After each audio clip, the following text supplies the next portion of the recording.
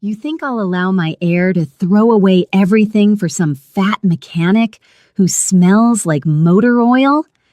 Kang Dae-jung's voice was pure venom as he stood in Min Jun's penthouse, his bodyguards flanking him like attack dogs. You think I'll watch you destroy 3 generations of work because you've gone soft over a woman who fixes cars for a living?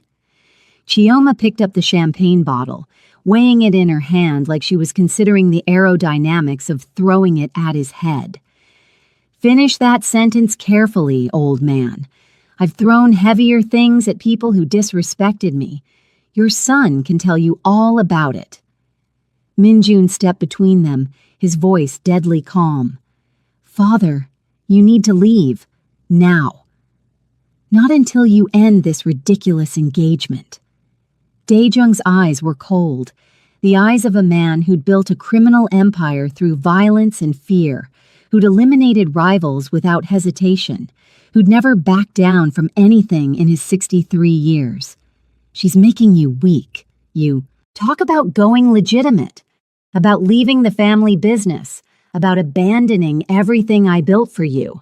And for what? For her?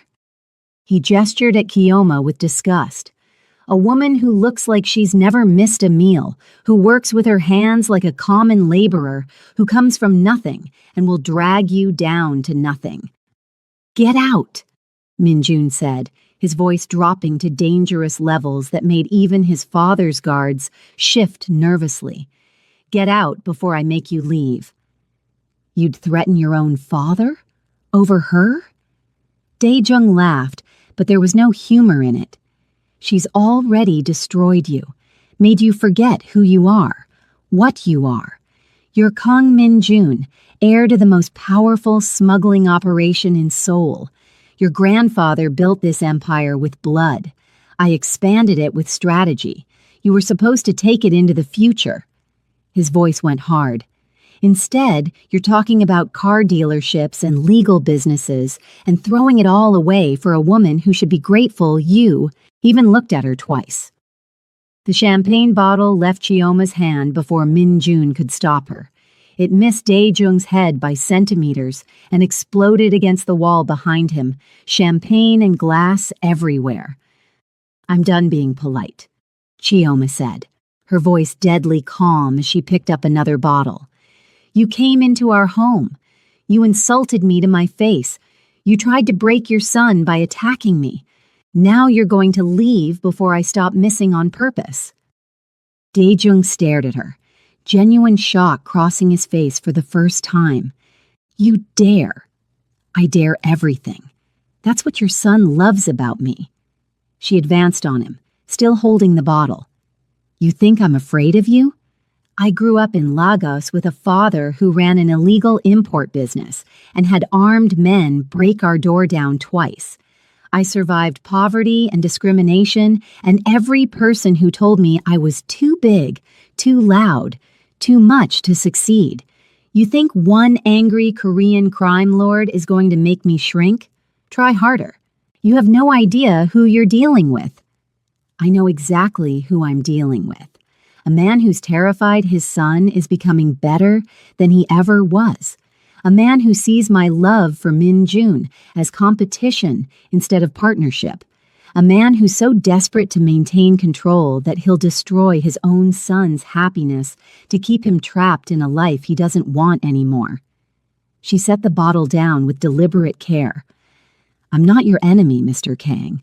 Your own fear is your enemy. But if you make me your enemy, you'll regret it. I promise you that.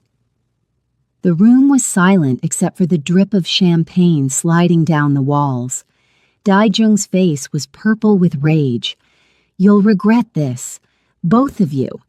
When this ridiculous relationship falls apart, when she takes everything you have and leaves you with nothing, don't come crying to me. I won't, Min Jun said quietly, because that's never going to happen. Kioma isn't after my money or my status. She had nothing when we met, and she still told me to go to hell. She doesn't need me. She chooses me. That's the difference you'll never understand. We'll see how long that lasts. Dae-jung headed for the door, his guards following. "You have 6 months. 6 months to prove this business," he said the word like it was poison, "of going legitimate can actually work. If you can't make it work, you come back to the family. That's my condition for tolerating this marriage." "I don't need your permission to get married." "No, but you need my permission to stay alive in Seoul." Dae-jung's voice went cold. "You're leaving the organization. That makes you vulnerable. That makes you a target. Every enemy I have will see you as an opportunity. The only thing keeping you safe is my reputation. So yes, son, you do need my permission. You need my protection. And if you want that protection, you prove to me that leaving the family business isn't suicide." He left, and the penthouse went silent. Kioma started picking up broken glass, her hands shaking slightly. "Well, that was intense. Are you okay?" Minjun pulled her away from the glass. "He could have hurt you. My father doesn't make empty threats." "I noticed. The man radiates, 'I've killed people for less energy.'" She laughed, slightly hysterical. "Did I really just throw a bottle at your crime lord father?" "You did. It was terrifying and impressive." "I think I'm having a delayed panic attack." She sat heavily on the couch. "What did he mean about you needing protection? About being a target?" Minjun sat beside her, taking her hands.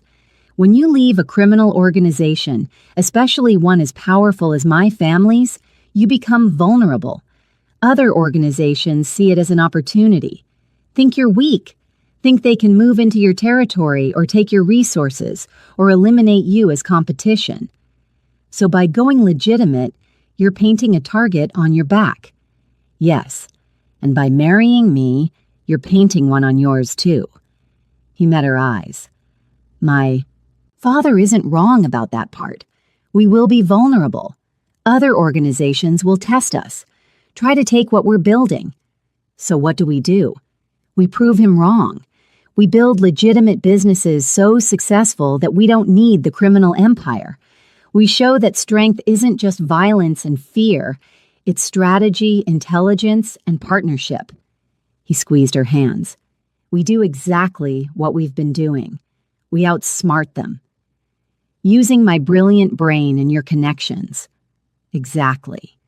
And if they don't let us go peacefully, then we remind them why you don't mess with a woman who throws wrenches and a man who learned strategy from the best crime lord in Seoul." He kissed her forehead. "We survive. Together. Like we always do." "Together," she agreed. But that night, alone in her original garage, the one in Minjun's building that had started everything, Kioma felt fear creep in. She'd faced discrimination, had faced poverty, had faced every challenge with the confidence that skill and determination would win. But facing the criminal underworld, facing people who solved problems with violence instead of words, that was different. Her phone rang. Unknown number. She almost didn't answer. "Hello? Miss Nwosu, or should I say, Mrs. Kang-to-be." A man's voice speaking Korean. "My name is Choi Sang-min. I work for people who are very interested in your fiancé's transition to legitimate business." "I'm hanging up now." "I wouldn't. Not if you want to keep all 5 of your garage locations operational." His voice was pleasant, conversational. "Beautiful businesses you've built. It would be a shame if something happened to them. Fires are so unpredictable in old buildings." Chioma's blood went cold. "Are you threatening me?" "I'm offering you an opportunity. Kang Min-jun is leaving his family business. That leaves a power vacuum. My employers would like to ensure that the vacuum is filled by the right people. And if I refuse to listen, then accidents happen. Your mechanics get hurt, your customers stop coming, your garages burn down one by one until you have nothing left." He paused. "Or you could be smart. Help us understand Min-jun's operations. Give us information about his transition plans. Make this easy for everyone." "Go to hell. I expected that response. So let me be clearer. His voice hardened. You have 4 siblings in Lagos. Medical school is expensive. Engineering programs aren't cheap. It would be terrible if their school fees suddenly couldn't be paid, if they had to drop out because their sister was too stubborn to be reasonable. Kioma's hand tightened on the phone. If you touch my family, I won't have to. You're going to help us, because you're smart enough to know when you're outmatched.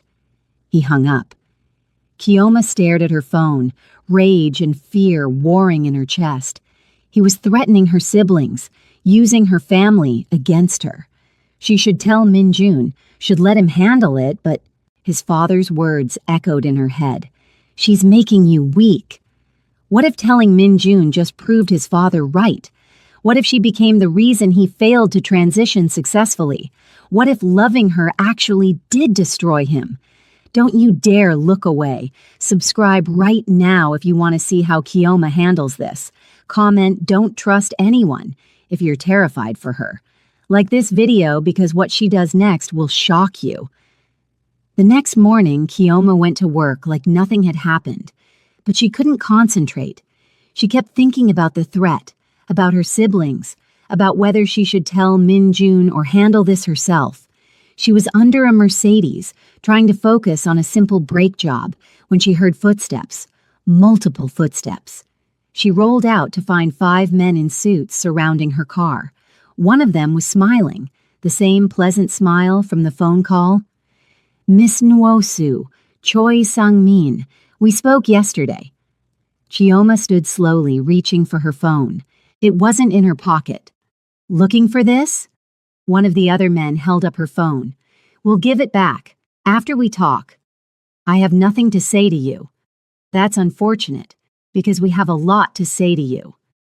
Sang-min gestured around the garage. Beautiful operation. You've built this from nothing.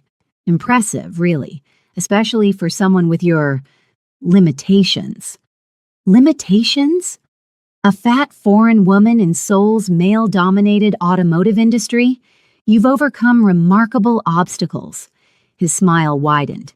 It would be a shame to lose it all because you're too stubborn to be reasonable. Kioma looked at the 5 men, at her phone in their possession, at the garage doors that one of them had quietly closed. She was trapped, but she'd been trapped before. You have 10 seconds to leave my garage before I start breaking kneecaps with that torque wrench, she said calmly, pointing to her workbench. I'm very good at hitting things with heavy objects. Threats? We're just here to talk. Talking doesn't require 5 armed men and stealing my phone. That's intimidation. She moved toward the workbench, her eyes never leaving them. 9 seconds. Miss Nwosu, please be reasonable. 8 seconds. Sang-min's smile faded. You're making this harder than it needs to be. 7 seconds. She grabbed the torque wrench. I'm from Lagos. I faced worse than you before breakfast. 6 seconds. We know where your siblings go to school. Kioma swung. The wrench hit Sang-min's knee with a sickening crack. He went down, screaming. 5 seconds, she roared, grabbing a crowbar now. Does anyone else want to threaten my family? The other 4 men reached for their guns. Kioma dove behind the Mercedes as shots fired, bullets punching through metal and glass. She army crawled toward the emergency exit she'd installed months ago, paranoia from growing up in Lagos, where you always had an escape route. She made it outside into the alley, ran 3 blocks, and finally called Min Jun from a borrowed phone. They shot at me, she gasped, out of breath. 5 men, in the garage. They threatened my siblings, and then they shot at me. Where are you? Min Jun's voice was pure ice. 3 blocks east, convenience store. Stay there. Don't move. I'm coming. He arrived in 7 minutes with Ji-hoon and 6 armed guards. Kioma was sitting on the curb, shaking with adrenaline. You're okay, Min Jun said, pulling her into his arms. You're okay. I've got you. They threatened my siblings. They knew where they go to school. They knew everything. She was talking too fast, the words tumbling over each other. They wanted information about your transition plans, wanted me to betray you, and when I refused, they shot at me. Actually shot at me. There are bullet holes in the Mercedes I was working on. Who were they? The leader said his name was Choi Sang-min, said he worked for people interested in your territory. She looked up at him. Min-jun. He knew everything. My siblings' names, their schools, how much money I send home, everything. Min-jun's expression went deadly. Ji-hoon, find out everything about Choi Sang-min, who he works for, where he operates, everything. I want a full report in 2 hours. On it. Ji-hoon was already making calls. And get someone to Kiyoma's garage. I want those men found. I want to know who sent them. Min-jun turned back to Kiyoma, checking her for injuries. Did they hurt you? Just scared me and made me very, very angry. She was starting to shake harder now that the adrenaline was wearing off. I hit one of them with a torque wrench, probably broke his knee. Am I going to be arrested for assault? No, this was self-defense. They shot at you. He pulled her closer. But Kiyoma, this changes things. Someone knows about your siblings. That's not random intelligence gathering. That's targeted research. Someone's been watching you for a while. Who? I don't know yet. But I'm going to find out. And then I'm going to make sure they never threaten you again. 2 hours later, they were in Min-jun's secure office. Ji-hoon had a file. Choi Sang-min works for the Gwangju Syndicate. They've been trying to move into Seoul for years, but your father's reputation kept them out. Ji-hoon looked at Min-jun. Now that you're transitioning out, they see opportunity. They think Seoul is vulnerable. So they're testing us by going after Kiyoma. They're proving that leaving the family business makes you weak, makes you unable to protect what's yours. Ji-hoon pulled up more photos. They've also approached 3 of your former associates, offering them better terms to switch loyalty. How many accepted? None yet. But if they succeed in hurting Kiyoma, if they prove you can't protect even your fiancé, others will follow. They'll see you as weak, as a former crime lord trying to play businessman and failing at both. Min-jun slammed his hand on the desk. Set up a meeting with the Gwangju Syndicate, leadership level. I want to know what they actually want. That's dangerous. They're not like Seung-ho. They don't negotiate.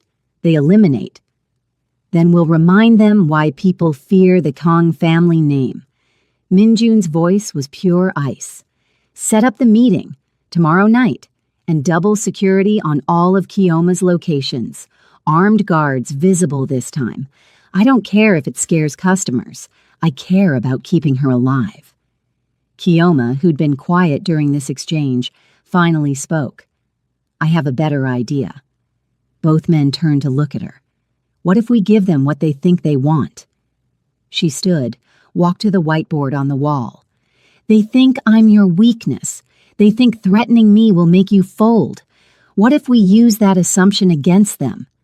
Kiyoma, no. Hear me out. She started drawing on the board. They want information about your transition, about your vulnerabilities. What if I give them that information? Absolutely not. You're not going anywhere near these people. Not real information. Fake information. We feed them a plan that makes me look like I'm betraying you. I tell them you're moving assets on a specific date, to a specific location. They show up to steal it, but it's a trap. She turned to face them. We catch them in the act, have evidence of attempted theft, and hand them over to authorities. They go to prison. The Gwangju Syndicate loses their leadership. Problem solved. That requires you meeting with people who just shot at you, Min-jun said flatly. People who threatened your siblings. Absolutely not. No, find another plan. There is no other plan.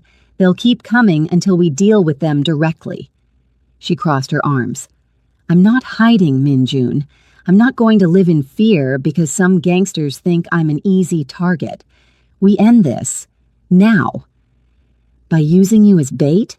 By putting you directly in danger? That's insane. That's strategic. There's a difference.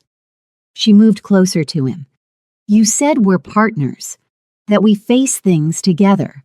This is me doing that, facing the threat head on instead of letting you fight my battles. This isn't about fighting your battles. This is about keeping you alive. I'm not asking for permission. Her voice rose. I'm telling you this is what we're doing. You can help me or not, but I'm handling this threat because it's against me, my family, my business, my choice. They stared at each other, tension crackling. Ji-hoon cleared his throat awkwardly. If I may suggest a compromise? No, they both said simultaneously. I'm suggesting anyway because you're both being stubborn. Ji-hoon pulled up a map on his tablet. Kyoma's plan could work, but we modify it. We control every variable. The meeting happens in a location we control. We wire her with audio and GPS. We have teams positioned at every exit. She's never actually alone with them.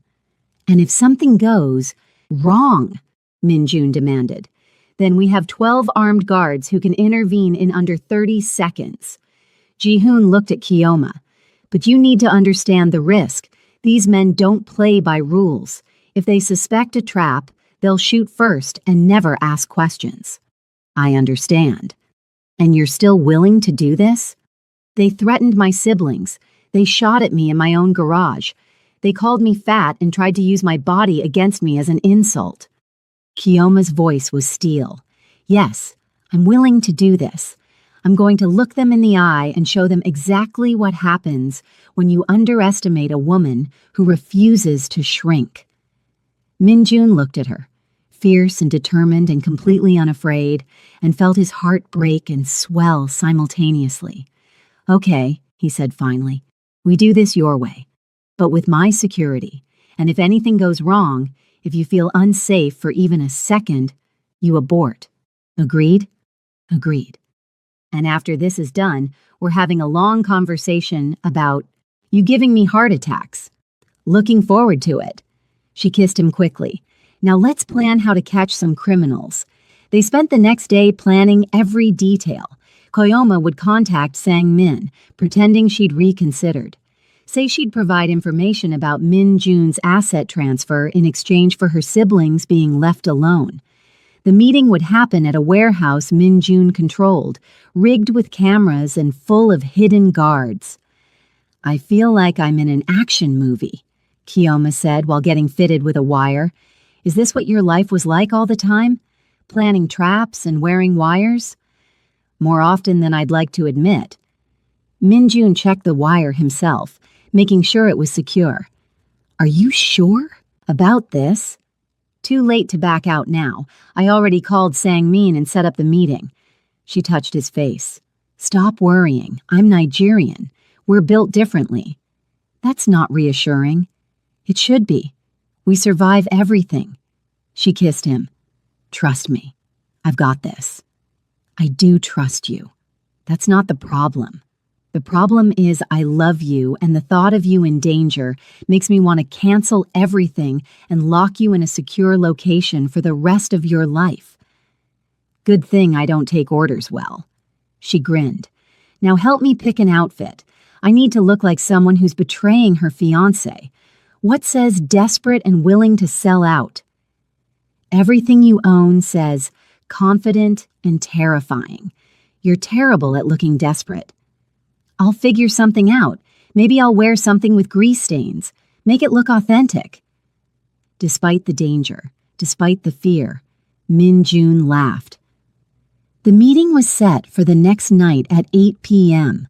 Kyoma arrived at the warehouse, wearing jeans and a hoodie, looking nervous in a way that was almost convincing. Almost. Sang-min was waiting with 4 men, not the same ones from the garage. New crew. More dangerous looking. Miss Nwosu, I'm glad you reconsidered. I didn't reconsider. You threatened my family. I'm being practical. She kept her distance, staying near the exit like she was ready to run. You want information. I want my siblings left alone. Let's make this quick. Of course. What do you have for us? Minjun is moving assets on Friday night. $2 million in cash, bearer bonds, and property deeds. Everything he needs to start his legitimate businesses. He's moving it from his father's warehouse to a secure location before his father can freeze the accounts. She pulled out a folder, fake documents Ji-hoon had prepared.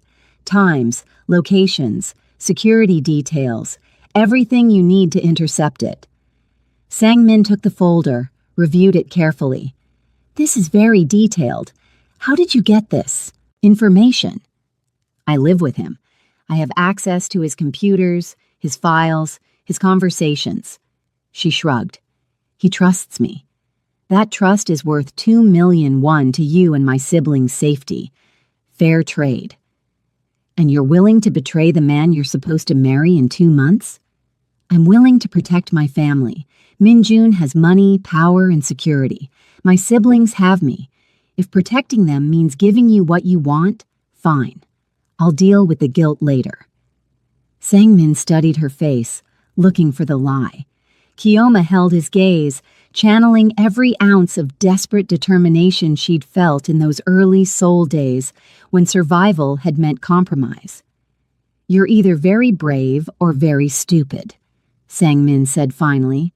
I'm practical, and I'm done. Do we have a deal or not? We have a deal. Your siblings will be left alone. You have my word. The word of a man who shot at me is worth exactly nothing, but I'll take what I can get. She turned to leave. Don't contact me. Again. After Friday, we're done. I never want to see you again. One more thing, Miss Nwosu. Sang-min's voice stopped her. If this is a trap, if you're setting us up, I won't kill you quickly. I'll make sure you watch your siblings suffer first. Then your precious mechanic garages burn. Then Minjun. Then you, in that order. Do we understand each other? Kioma forced herself to turn to meet his eyes. Crystal clear. Friday night. The information is accurate. Don't mess this up. She left, every instinct screaming at her to run. Outside, she got 3 blocks away before her legs gave out. She sat on a curb, shaking, trying to breathe through the fear. A car pulled up. Ji-hoon. You did great. We got everything on audio and video. That's enough for prosecution. He threatened my siblings, described exactly how he'd make them suffer. She was crying now, delayed terror catching up. What if he follows through? What if this trap doesn't work and he goes after them anyway? We already have people in Lagos. Your siblings have bodyguards as of 6 hours ago. They don't know it, but they're protected. Ji-hoon handed her a tablet showing surveillance feeds of her siblings. At school, at home, bodyguards discreetly following. Min-jun wasn't taking chances. He didn't tell me. He didn't want to worry you before the meeting. He wanted you focused. Kioma stared at the feeds, at her baby brother walking to class, completely unaware he had 3 armed guards shadowing him. Min-jun did this? The moment you told him about the threats, he had people on a plane to Lagos within 2 hours. Ji-hoon smiled. He loves you. He wasn't taking any chances with your family. I need to see him. He's waiting at the penthouse. Come on. When Kioma walked into the penthouse, Min-jun was on the phone barking orders in Korean. He hung up the moment he saw her, crossing the room in 3 strides to pull her into his arms. You're okay. Tell me you're okay. I'm okay. Terrified, but okay. She held him tight. You protected my siblings. Of course I did. They're your family. That makes them my family. He pulled back to look at her face. Did you think I wouldn't? I thought you had enough to worry about without adding my problems to the list. Your problems are my problems. Your family is my family. Your fights are my fights. He cupped her face. We're getting married, Kioma. That means what's yours is mine and what's mine is yours. including the responsibility to protect the people we love. She kissed him, hard, desperate, and grateful. I love you, even though you make unilateral decisions about my family's security without telling me. I love you, even though you meet with dangerous criminals without proper backup. We're both terrible at communication. We'll work on it, after we finish destroying the Gwangju Syndicate. The trap was set for Friday night. The Gwangju Syndicate sent 15 men to intercept the asset transfer that didn't exist. They found instead a warehouse full of police, prosecutors, and enough evidence to prosecute everyone involved. Sang-min was arrested on sight. The audio from Kyoma's wire was played for prosecutors. Threats, extortion, conspiracy to commit theft. The charges stacked up like engine parts. You set me up, Sang-min snarled as police led him away.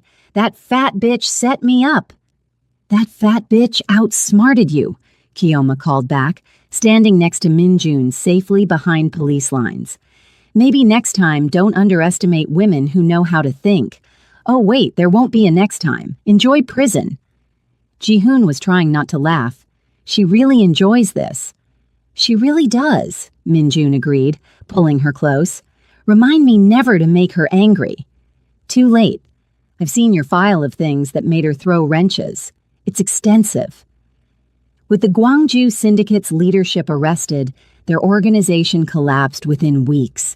Their territory was absorbed by other organizations who had no interest in Seoul expansion. The threat evaporated like morning mist. But Min-jun's father wasn't done. 1 week before the wedding, Dae-jung made his move. He cut off all family business connections, told Min-jun's associates they'd have to choose loyalty to Dae-jung or loyalty to Min-jun. No middle ground. 60% chose Dae-jung.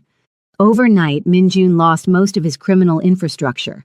His supply routes, his contacts, his distribution networks, gone. He's trying to prove you can't survive without the family, Ji-hoon reported. That going legitimate will leave you with nothing. Then we prove him wrong. Min-jun was surprisingly calm.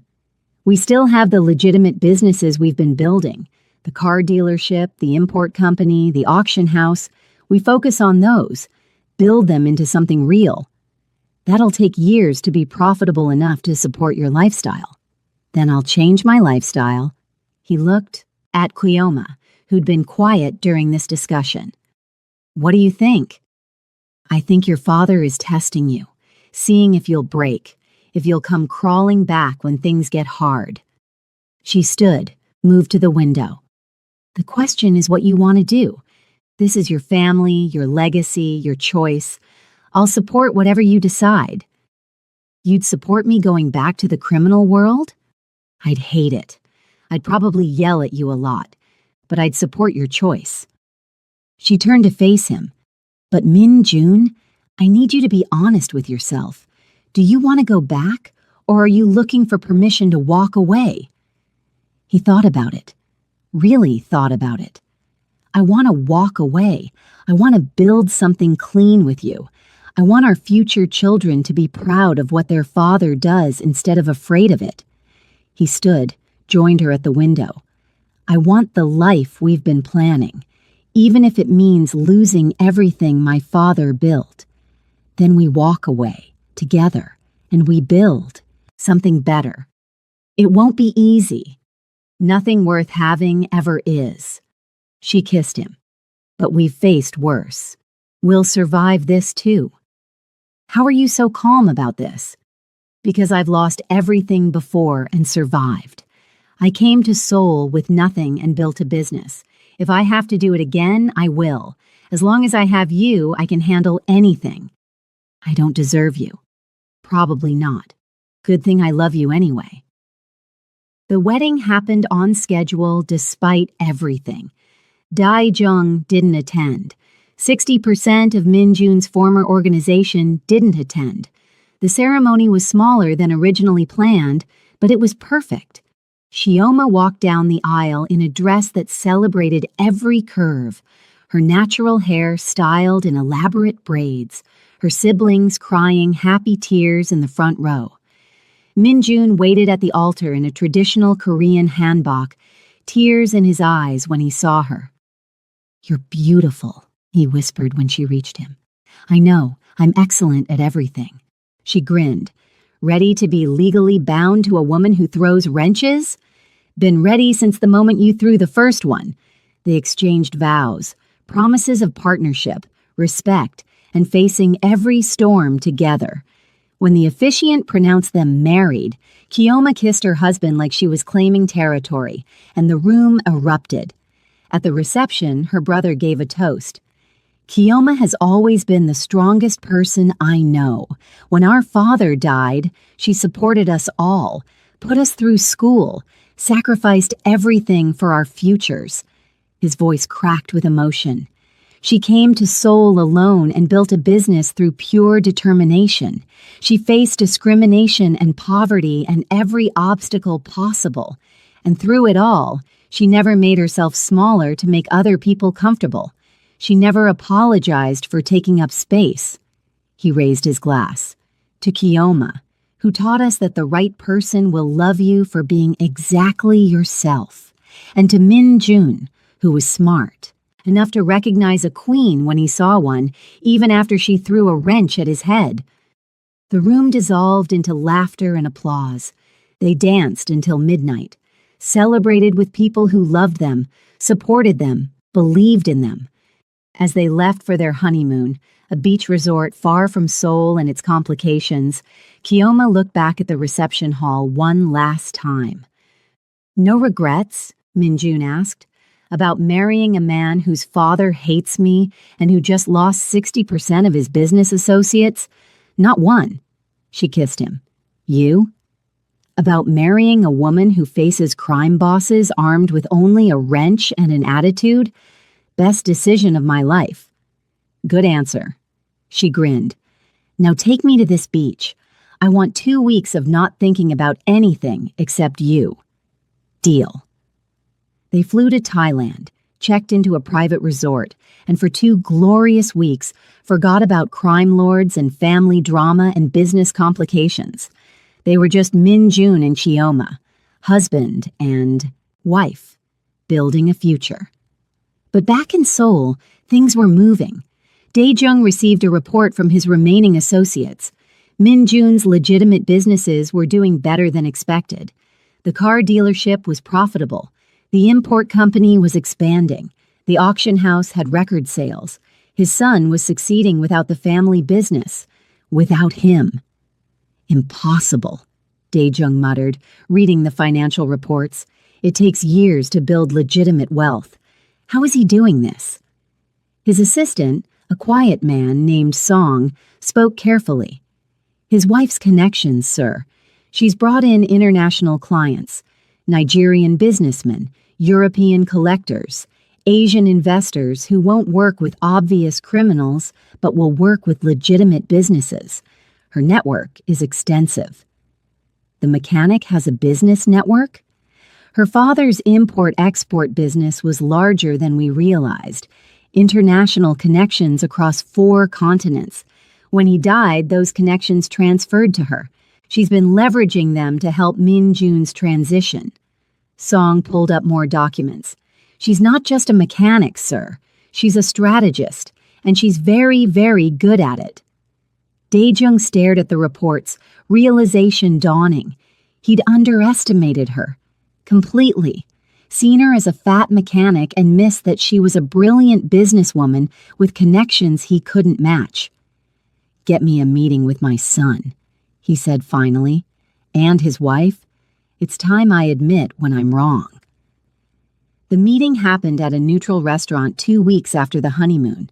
Dae-jung arrived alone. No bodyguards, no weapons, just him. "Son, Kiyoma." He nodded to both. "Thank you for agreeing to meet." "You have 30 minutes, Min-jun said coldly.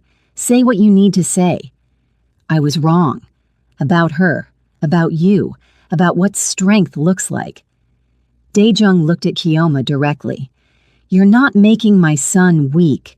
You're making him stronger, smarter, better than I ever was." Flattery isn't going to fix what you did, Kioma said calmly. You tried to destroy our relationship, hired investigators, spread rumors, cut off business connections. You tried to break us. I did, and you survived. Thrived, even. That takes remarkable strength. He pulled out an envelope. I'm offering a truce, not reconciliation. I understand that will take time, but truce. I stop opposing your marriage. I stop interfering in your business. In exchange, you consider eventually bringing your legitimate operations under the family umbrella. Not the criminal operations, the legitimate ones. Partnership, not inheritance. Why the change? Minjun asked suspiciously. Because I'm old and I'm tired, and I just watched you build more in 1 year of legitimate business than I built in 5 years of criminal enterprise. Daejung's voice was tired. You're better at this than I ever was. She makes you better. I was a fool not to see it sooner. Kioma and Minjun exchanged looks. We'll consider it, Kioma said finally. After you've proven you can actually change. That this isn't just another manipulation. Fair enough. I'll earn your trust. He stood. Congratulations on your marriage. Truly. You're good for each other. After he left, Minjun turned to Kioma. Did my father just apologize? I think he did. Weirdly. Should we trust him? Not yet, but we can give him a chance to prove himself. She took his hand. Everyone deserves a chance to be better. You taught me that when you apologized for insulting me. Now your father gets the same opportunity. You're more forgiving than I am. I'm practical. Having your father as an ally is better than having him as an enemy. She grinned. Plus, if he backslides, I have more wrenches. I'm prepared. You're always prepared. It's my superpower. 6 months later, Kioma stood in her 6th garage location, a massive facility in Gangnam that serviced luxury vehicles exclusively.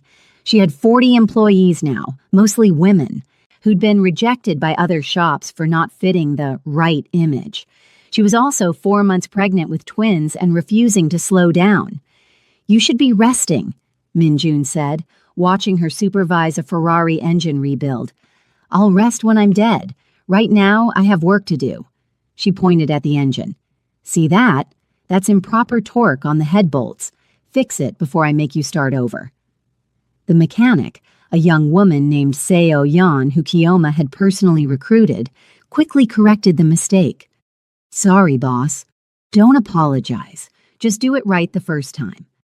But Kioma was smiling. You're getting better, though. 3 months ago, you wouldn't have known what proper torque looked like. After Seo Yan went back to work, Minjun pulled Kioma aside. The doctor said you need to reduce stress. The doctor clearly doesn't understand that I stress manage by working. This is me relaxing. She patted her belly. The twins are fine. I'm fine. Stop worrying. I'll stop worrying when you're not climbing under cars while pregnant. I'm not climbing. I'm supervising. There's a difference. She kissed him. Now don't you have a board meeting? Something about expanding the import business into Europe? Trying to get rid of me? Always. You hover. But she was grinning. Go be a successful, legitimate businessman. Make your wife proud. You're already proud of me. True. Now go before I find something to throw at you for being sappy in my garage. Minjun left, shaking his head, completely in love with his impossible wife. His phone rang. Ji-hoon. We have a situation. Sung-ho. Minjun's good mood evaporated. What about him? He wants a meeting. Says it's urgent. Something about the deal we made. The deal was he goes legitimate and stays out of our territory. He's followed through on that. His businesses are completely clean now, profitable even. This is something else. Ji-hoon paused. He specifically asked that Kioma attend. Why? He wouldn't say, just that it's important and time-sensitive. Minjun called Kioma. Sung-ho wants a meeting, wants you there. Me? Why? Don't know, but he says it's urgent. Okay, when? You're not arguing? Not telling me it's dangerous? Min-jun, we've outsmarted this man twice. I negotiated a business deal with him while you were courting me. I think I can handle a meeting. She laughed. Besides, I'm pregnant and cranky. If he tries anything, I'll sit on him. That's a legitimate threat at my size. Don't joke about your size. I'm not joking. I'm stating facts. I'm huge right now. It's wonderful. She was definitely grinning. Set up the meeting. Let's see what he wants. The meeting happened at a cafe in Gangnam. Sung-ho arrived looking nervous. Kang Min-jun, Chioma. He nodded to both. Thank you for meeting me. I know this is unusual. Very unusual. The last time we met, we were finalizing our truce. Min-jun's voice was wary. What's changed? Everything. Nothing. I don't know. Sung-ho ran a hand through his hair. I need advice. Business advice. From her. He pointed at Chioma. From me? Chioma blinked. I fix cars. You're also the reason Min-jun successfully transitioned to legitimate business. You're the strategist who destroyed the Gwangju syndicate using legal pressure. You're the woman who's built a garage empire in 2 years. Sung-ho pulled out documents. I need help. My legitimate businesses are profitable, but I'm losing my criminal associates. They think I've gone soft. 3 of them have already moved against me. Tried to take territory I technically don't own anymore. I need a strategy that doesn't involve violence. Why not use violence? That's what you're good at. Because I'm tired. Tired of looking over my shoulder. Tired of wondering which associate will betray me next. Tired of building things that can be destroyed in a day. He looked at her directly. You built something that can't be destroyed. Something real. I want that. Will you help me? Chioma was quiet for a moment. What's in it for us? I have information about your father-in-law's operations, things that could help you if he ever moves against you again. Sung-ho slid over a USB drive. Consider the payment for consultation. Min-jun took the drive. What kind of information? The kind that proves Kang Dae-jung isn't as clean as he pretends. The kind that could put him in prison if you ever needed that leverage. Sung-ho leaned back. I don't want to use it, but I thought you should have it, just in case. You're giving us leverage against my father? I'm buying your wife's strategic advice with information. Fair trade. Chioma and Min-jun exchanged looks. One consultation, Chioma said finally. I'll review your operations, give you a strategy for transitioning away from criminal associates without triggering a war. But after that, we're done. No more meetings, no more deals. You go your way. We go ours. Agreed. They spent the next 2 hours in that cafe, Chioma analyzing Sung-ho's operations and developing a strategy that was genuinely brilliant. You're overextended loyalty-wise, she explained, drawing diagrams on napkins. You're trying to keep both criminal and legitimate associates happy. That's impossible. You need to choose. Either go fully legitimate and cut all criminal ties immediately, or admit you're not ready and stay in the criminal world. Middle ground just makes you vulnerable to both sides. I want to go fully legitimate. Then you cut ties now, today, immediate.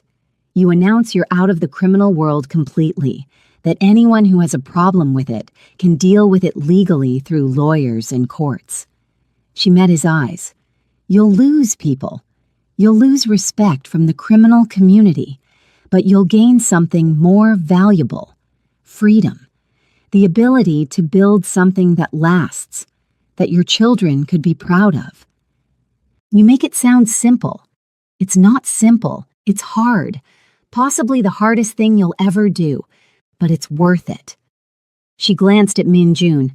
Ask my husband. He did it. He's thriving. Sung-ho looked at Min-jun.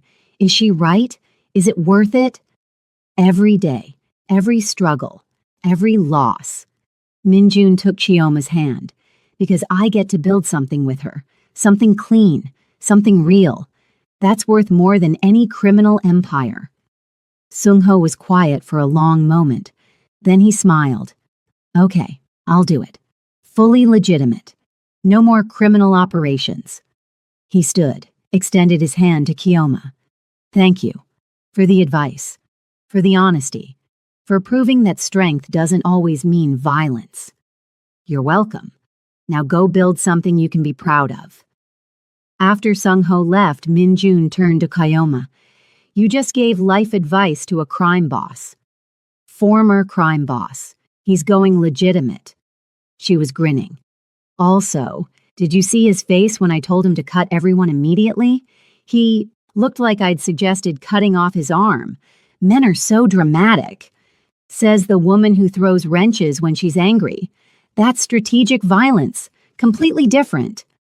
Despite everything, Min-jun laughed. 4 months later, the twins arrived 3 weeks early, screaming their way into the world with the same loud energy as their mother. Min-jun held his daughter, tiny and perfect, and already making angry noises when the nurse tried to take her temperature. She's definitely yours, he told Kiyoma, already mad at the world. Good. She'll need that attitude. Kiyoma was holding their son, who was quieter but observing everything with serious eyes. This one is yours, already judging everyone. We make cute babies. We make loud, judgmental babies who will probably throw things. I'm prepared. Min-jun's father arrived at the hospital with gifts and a genuine apology.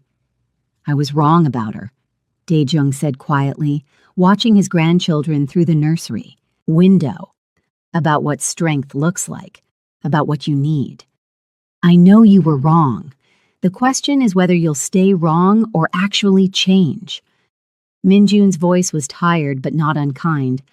I'm working on it. Therapy, actually. He smiled ruefully. Apparently, I have control issues stemming from childhood trauma. Who knew? Everyone knew, Father. Everyone. Fair point. Dae-jung was quiet for a moment. The legitimate businesses are doing well? Better than expected. Kiyoma's international connections have been invaluable. We're expanding into 3 new markets next quarter. She's remarkable. I should have seen it sooner. Yes, you should have. Can I meet my grandchildren? Properly? Min-jun thought about it. Thought about grudges and forgiveness and whether people really could change. Ask Kiyoma. They're her children, too. She gets a vote. Dae-jung knocked on Kiyoma's hospital room door. She was alone, both twins sleeping in bassinets beside her bed. Mrs. Kang. May I come in? Depends. Are you going to insult my weight or my career choices? No, I'm going to apologize for doing that previously and ask if I can meet my grandchildren. Kiyoma studied him for a long moment. You really want to change?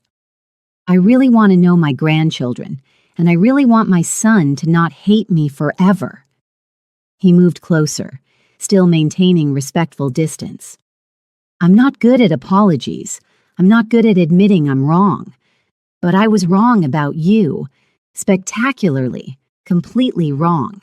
You're exactly what my son needed, what this family needed. Took you long enough to figure that out. Better late than never? Despite herself, Kiyoma smiled. Fine, you can meet them. But if you make one comment about me raising them while running a business, I will throw something heavy at you. I don't care that we're in a hospital. Noted. He approached the bassinet slowly, looking at the twins with an expression Kiyoma had never seen on his face. Softness, wonder, love. They're perfect, he whispered. I know, I made them. She was trying to stay guarded, but watching him with her children was melting her defenses. The girl is a Daes. It means princess in Igbo. The boy is Taejun, Korean name for your culture. You gave him a Korean name. He's half Korean. Seemed appropriate. She adjusted her blankets. But they're both getting raised knowing both cultures. learning both languages, understanding both worlds. And they'll be raised knowing their mother throws wrenches at people who disrespect her? Absolutely. That's important life knowledge. Daejung actually laughed. You're extraordinary. I'm sorry it took me so long to see it. You're forgiven. Provisionally. Pending good behavior. I'll take provisional forgiveness. It's more than I deserve. Over the next months, Daejung proved himself. Attended family dinners. Helped with the twins. Offered business advice that was actually helpful. Slowly rebuilt his relationship with Min-jun. And through it all, he never once commented on Kyoma's size or her work or anything except her brilliance. Character growth, Kyoma said one day, watching him play with the twins. Turns out, even crime lords can learn. You changed him. Changed all of us. Min-jun pulled her close. You make everyone want to be better. I just refuse to shrink. Everyone else does the actual growing. That's not true. You challenge us, push us, make us question our assumptions. Well, someone has to. She kissed him. Now help me with dinner. Your children are eating machines and I can't keep up. Our children. Our loud, demanding, wonderful children who I love desperately, despite the fact that they never sleep. Life settled into a beautiful rhythm. The businesses thrived. The twins grew. The family healed. Kyoma opened a 7th garage, this one specifically for training women mechanics. Min-jun's legitimate empire expanded into 5 countries. They built wealth that was clean, real, lasting. And through it all, Kyoma never apologized for taking up space, never made herself smaller to make others comfortable, never forgot that she'd started with nothing and built everything through refusing to shrink. You know what I'm most proud of? She said one night, 2 years after the wedding, watching Min-jun play with the twins in their living room. What? That we built this. Not your father, not my father, not anyone else. We built this life from insults and wrenches and refusing to give up on each other. She moved to join them on the floor. We took the worst possible beginning and made it beautiful. Best wrench I ever had thrown at me. Best target I ever aimed at. She kissed him. I love you, even though you still occasionally hover when I'm working. I love you, even though you still occasionally throw things when you're mad. Some things never change. Some things shouldn't. The twins started crying, simultaneously, their new favorite hobby. And some things, Kyoma said, standing to get them, are beautiful chaos that we wouldn't trade for anything. Agreed. But as they tended to their children, neither noticed the figure watching their building from across the street, taking photos, making calls. Because while the Kang family had found peace, while Kyoma and Min-jun had built their empire, while everyone thought the story was over, someone else was just beginning their chapter. Someone who'd been watching for 2 years, waiting for the perfect moment, planning revenge for something neither Kyoma nor Min-jun even knew they'd done. And tomorrow, that person would make their move. Thank you very much for staying till the end. If this story gave you all the feelings, show it love. Subscribe for more Afro-Korean romance, featuring strong Black women and the men who fall for them. Like this video because your engagement matters. Comment telling me your favorite moment, because I read every single one. And share this with someone who needs to see Black women choosing themselves, taking up space, and finding love on their own terms. This is far from over. The real war is just beginning.